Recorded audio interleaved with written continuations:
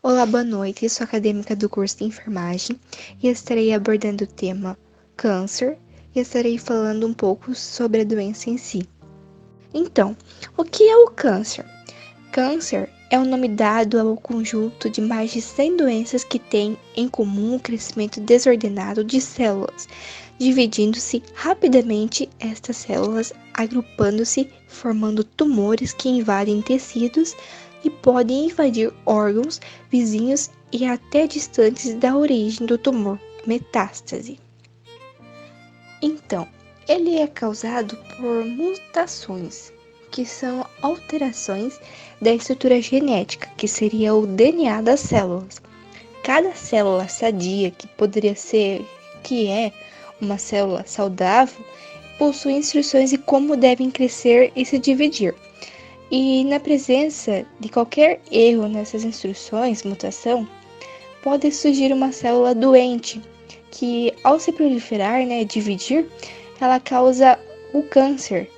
Então, o câncer pode surgir em qualquer parte do corpo.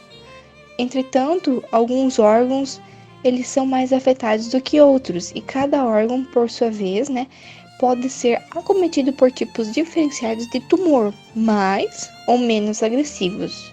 O que causa o câncer? O câncer ele pode ter várias causas. Fatores externos ou internos ao organismo contribuem para o desenvolvimento da doença.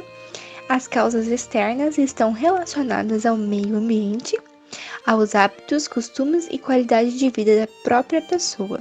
Contudo, o envelhecimento ele traz mudanças nas células que aumentam as chances de ter o câncer. Esse fator, somado ao fato de as células das pessoas idosas terem sido expostas por mais tempo aos diferentes fatores de risco para câncer, explica o porquê de o câncer ser mais frequente nesses indivíduos, por conta que a célula no idoso não tem mais a mesma capacidade de estar se proliferando como num jovem. Por isso que muitas vezes o câncer acomete mais idosos do que jovens.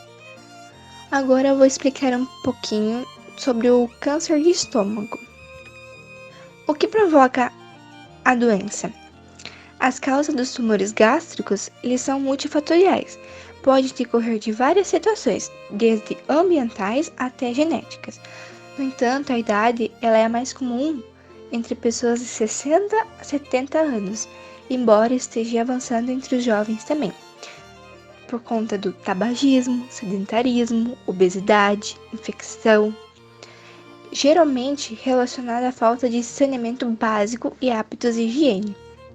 Lesões pré-cancerosas, como gastrite atrófica e metaplasia intestinal, vêm de histórico familiar por ter parentes de primeiro grau, pai, mãe, irmãos, tios com câncer de estômago, pode indicar também a propensão para uma síndrome, e o câncer gástrico difuso hereditário vem de uma dieta rica em sal e em conservantes como os nitratos presentes em embutidos e outros alimentos industrializados. Tipos de tumores. Adenocarcinoma é o tipo de câncer de estômago mais frequente nas células glandulares do revestimento gástrico. Isto representa 95% dos casos diagnosticados, geralmente em homens com idades entre 50 e 70 anos. Já outros tipos de tumor gástrico são considerados raros. Linfoma e sarcoma inicia-se nos tecidos que formam os músculos, ossos e cartilagens. Tumor estomal gastrointestinal, a maioria é benigna, mas pode ser muitas vezes bem agressivo. Sinais e sintomas. Não há sintomas específicos do câncer de estômago em si, Porém, alguns sinais, como perda de peso, apetite, fadiga, sensação de estômago sempre cheio, vômitos, náuseas e desconforto abdominal persistente, pode indicar tanto uma doença benigna quanto uma úlcera, gastrite e entre outros. Um tumor de estômago, durante o exame físico, o paciente com câncer ele pode sentir dor no momento em que o estômago é palpado. Geralmente é possível observar sangramentos gástricos que são comuns no câncer de estômago. Entretanto, o vômito com sangue ocorre em cerca de 10 a 15% dos casos. Também podem surgir sangue nas fezes e fezes escurecidas, pastosas e com odor muito forte, que seria o indicativo de sangue digerido, né? Quando se tem a massa palpável na parte superior do abdômen, que seria o aumento do tamanho do fígado e presença de íngua na área inferior esquerda do pescoço e nódulos ao redor do umbigo, indica o estágio mais avançado da doença. O que aumenta o risco? O excesso de peso e obesidade, consumo de álcool, consumo excessivo de sal, alimentos salgados ou conservados no sal, tabagismo, ingestão de água proveniente de poços com alta concentração de nitrato, doenças pré-existentes como anemia perniciosa, lesões pré-cancerosas como gastrite atrófica e metaplasia intestinal, combinação de tabagismo com bebidas alcoólicas ou com cirurgia anterior do estômago, exposição ocupacional à radiação ionizante, como raio-x e gama, em indústrias ou instituições médicas, exposição de trabalhadores rurais a uma série de compostos químicos, em especial agrotóxicos. Diagnóstico. O diagnóstico ele é feito pela endoscopia digestiva alta. Para realizar esse exame, o paciente ele recebe uma sedação e é aplicado um anestésico na região da garganta. Em seguida, um tubo é introduzido pela boca, que a endoscopia digestiva alta, ela permite o médico visualizar o esôfago e o estômago, além de fazer biópsias e retirada de pequenos fragmentos do tecido. O material da biópsia é enviado a um laboratório para que seja confirmado ou não o diagnóstico de tumor maligno e definido qual tipo de tumor. Caso o diagnóstico do câncer venha a ser confirmado, geralmente é necessária a realização de tomografias computadorizadas para avaliar a extensão do tumor. Em muitos casos, quando o câncer parece ser de estágio mais inicial, pode ser solicitada ultrassonografia endoscópica, que é o exame semelhante à endoscopia digestiva alta, em que na ponta do tubo, introduzido pela garganta, há um aparelho de ultrassom. Tratamento, estágio 1. Nessa fase, o tumor ele está confinado ao estômago, em geral com invasão superficial. Tá no começo, né? A doença ela é altamente curável por meios cirúrgicos. Pode-se recorrer a uma cirurgia endoscópica, mas infelizmente poucos são os candidatos a esse procedimento, porque mesmo tumores ainda localizados com frequência, eles invadem mais profundamente a parede gástrica, ou uma cirurgia radical, que seria nos últimos casos. Para o estágio 2, o tumor ele acaba invadindo a camada muscular do estômago e ele pode estar comprometendo até 6 linfonodos próximo ao estômago. No estágio 3, ele invade a serosa ou compromete de 7 a 15 linfonodos.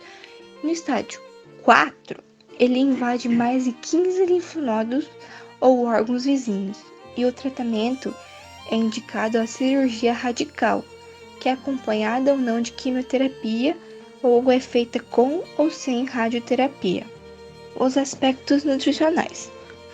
Em casos de que os tumores eles venham a ser muito avançados, que acabam obstruindo a passagem de alimentos, é possível estar introduzindo uma prótese no local para vencer a obstrução ou realizar uma cirurgia com o objetivo de estar ligando a parte proximal sadia, que seria a parte saudável do estômago, ao intestino delgado.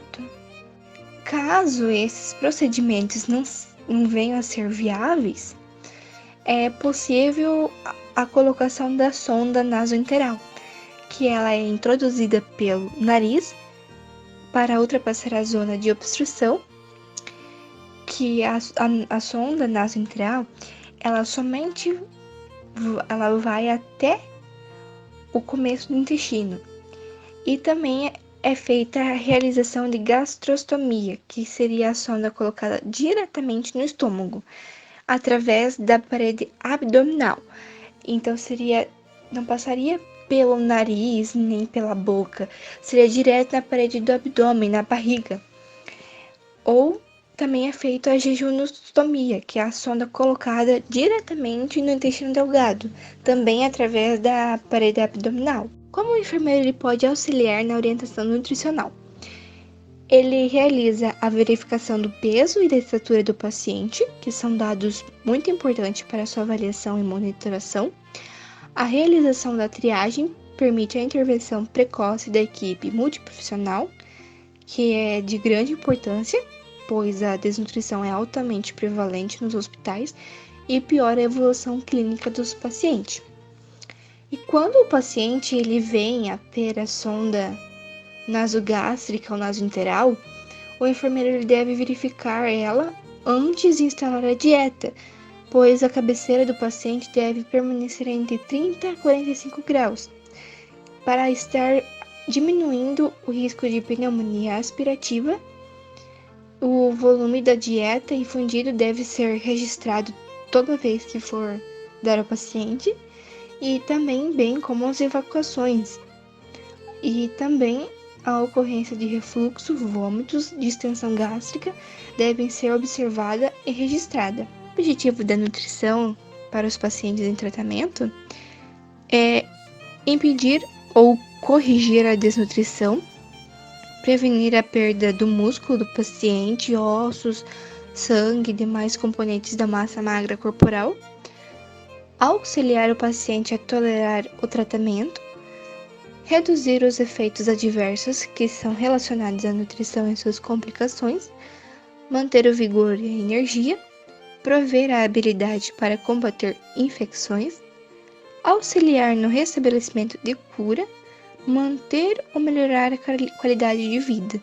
Então, quando o paciente ele não depende de uma sonda para estar se alimentando, né?